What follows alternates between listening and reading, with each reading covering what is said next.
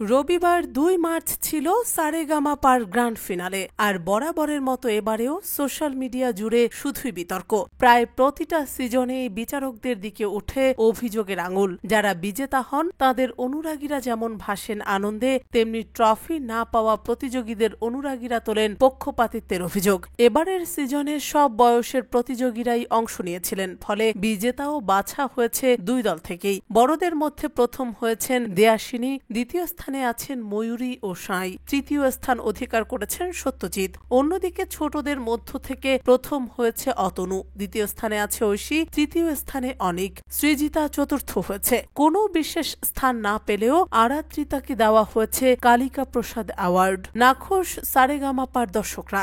আপাতত সোশ্যাল মিডিয়ায় বিতর্কের ঝড় তুলেছেন সারেগামাপার দর্শকরা। চলুন সেরকমই কিছু পোস্ট ও কমেন্টে চোখ রাখা যাক। ফাইনালের পর জি বাংলার অফিসিয়াল পেজ থেকে একটি পোস্ট করে জানতে চাওয়া হয়, কেমন লাগলো বাংলার সবচেয়ে বড় সঙ্গীতের উৎসব সারেগামাপা গ্র্যান্ড ফিনালে। কমেন্ট বক্সে জানান আপনাদের মূল্যবান মতামত।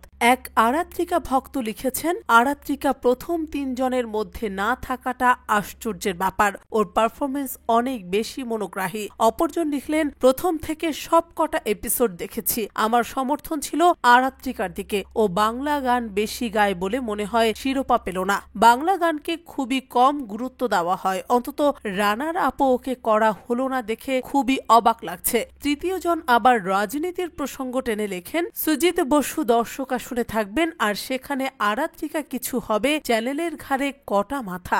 একইভাবে বিরক্ত অনিক জানার অনুরাগীরাও। খুদে অনিকের প্রতিভায় যারা মজে ছিলেন এতদিন, তাঁরাও তুলেছেন প্রতিবাদের ঝড়। ছোটদের মধ্যে অনিককে তৃতীয় করাটা ঠিক হয়নি, ওকে আর অতনুকে যৌথভাবে চ্যাম্পিয়ন করা উচিত ছিল, পড়েছে মন্তব্য।